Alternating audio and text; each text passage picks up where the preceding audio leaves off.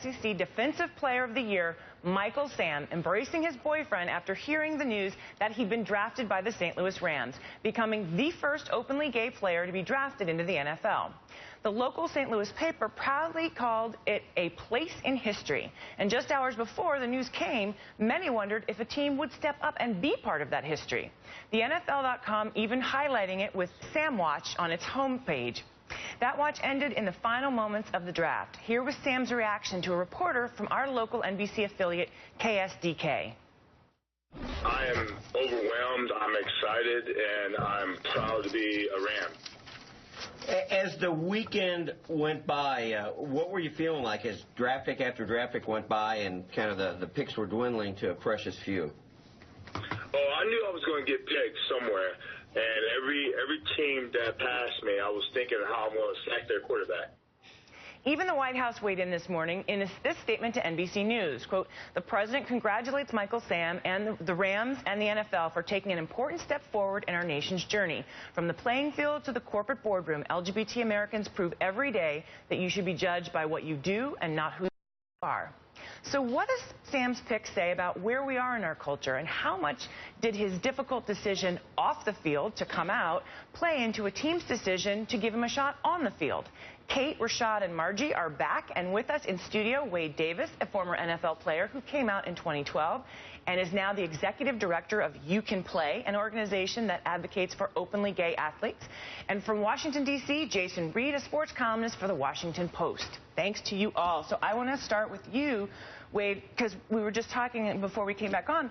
What is it like when you are waiting, and particularly to have it just come down like to the wire like that? You're literally not breathing. I remember when I was waiting to get drafted, I literally didn't breathe. Your family's there, your friends are there. You feel the pressure to have that moment when they're around and all the excitement, and as you're waiting, you start worrying, they start worrying. And I think for Michael Sam, there had to be fear that maybe I made the wrong decision, maybe that coming out really hurt my actual draft status. And I think that you saw with his crying and his release, like this exhale of going, wow, I made the right decision to live in my truth.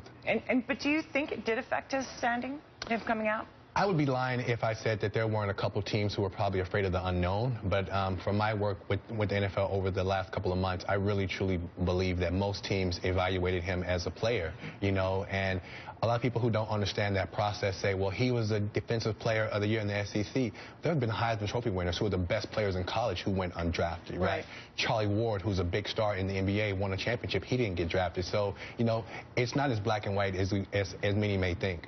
Jason, I want to put the next question to you, because what strikes me is that, you know, yesterday as we were watching this draft and sort of waiting to see what was going to happen, it did feel like the question was, would he, right? And there was not a lot of discussion, or there was less discussion, I should say, about his qualifications as an athlete as there was this would be a historic moment.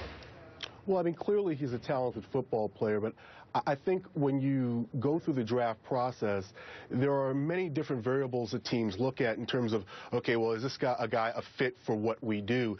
And, you know, you heard some football people say that he was a tweener, meaning that he wasn't, you know, really a lineman size to play defensive line in the NFL, and maybe you couldn't fit as an outside linebacker. So when you have that tag placed on you that you're a tweener, well, there are going to be some teams that just on that kind of back away or downgrade you. And I mean, there's been so much talk about him and the potential that, you know, okay, having him in the locker room, you know, would it be a distraction, the media attention? Yeah. There are a lot of things that weigh in and I think contributed to where he was finally picked. I will say I am learning all kinds of new football jargon as I've been following this story.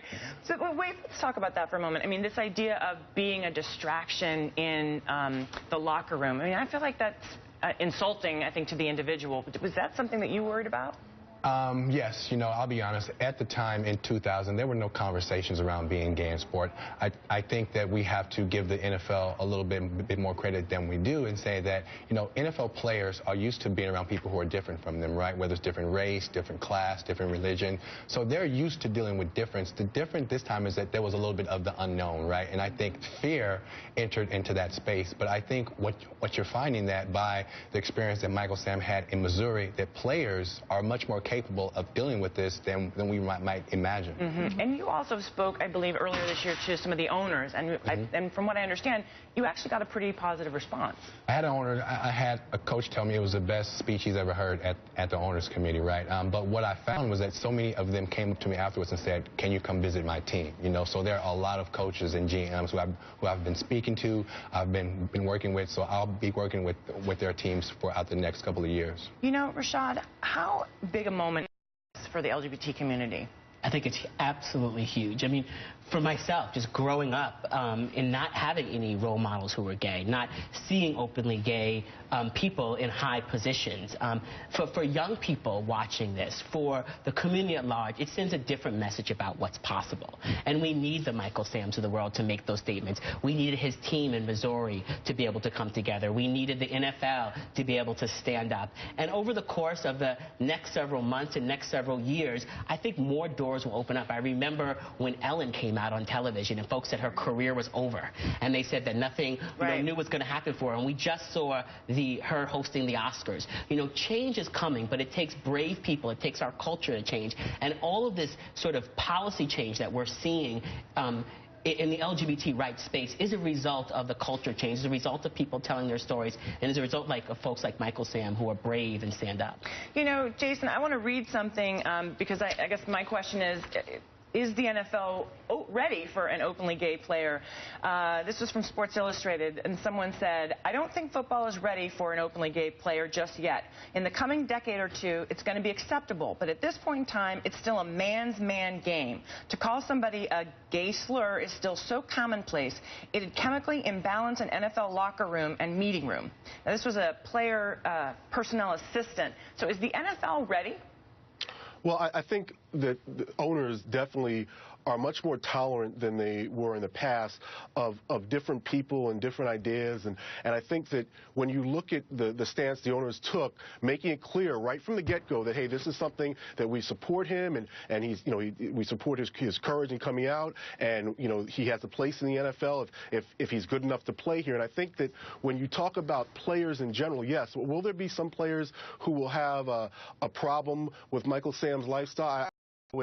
I think I'd be naive to say that there's no one in the NFL who would feel that they didn't like his lifestyle. But I think the NFL as a whole, I think it's a much more tolerant group than it was, you know, 10, 15, 20, 30 years ago. And really, when you look at our society right now, the change that's occurred, I think these sports leagues, I mean, Jason Collins is an openly gay basketball player for the Brooklyn Nets, and I just think that we're just living in an age right now where people who are on the wrong side of tolerance and the wrong side of change, they're going to get left on the side of the road. So, all right, speaking of the NFL, I'm going to shift gears a little bit here because there's another little controversy that Senate Majority Leader Harry Reid has been very hot on, and that is the Redskins name, Kate. And it's interesting. Henry Waxman is now calling for hearings, and he sort of made the point that his rationale was, okay, so you had, unlike, you know, in the NBA, those were comments that were made in private, but this is the name of the team, which is public, and that the head of the NFL has actually defended that name publicly, and so he wants to bring them in and see if it's really in the public interest. Yeah, he does, and this has actually gotten a lot of pickup on Capitol Hill. Obviously, we're in Washington. You'd have to ask my boss, John Stanton, who's a big Washington football team fan, about Dan Snyder in particular. But as things move forward on Capitol Hill, and I think with Donald Sterling in the NBA, I think more politicians kind of looked and said, you know, maybe we need to get involved and at least like elevate this conversation a little bit to find out what's going on here. You know, why have we just sort of accepted that this is the status quo? And I think a lot of, you know, Washington Redskins fans are saying, you know, it's fine, this has been the name of the team for so long. Right. But from a lot of people, even Tom Cole, who's a Republican from Oklahoma, he's a Native American man from Oklahoma, he's also called for the Redskins to talk about changing their name as well, so it continues to get attention. And also, I mean, it's not just the Redskins. There are a number of pro sports teams that have Native American logos that some might find offensive. Jason, you know, Dan Snyder has been pretty adamant in saying that he is not going to change the name. So, I mean, to some degree, I mean, is this political posturing, or is there really a chance that Snyder would reconsider his decision? Well, I mean, you know, the whole Sterling element of it, it's not an apples-to-apples comparison because Daniel Snyder was not caught on tape, obviously, making disparaging remarks about Native Americans, saying he didn't want Native Americans coming to his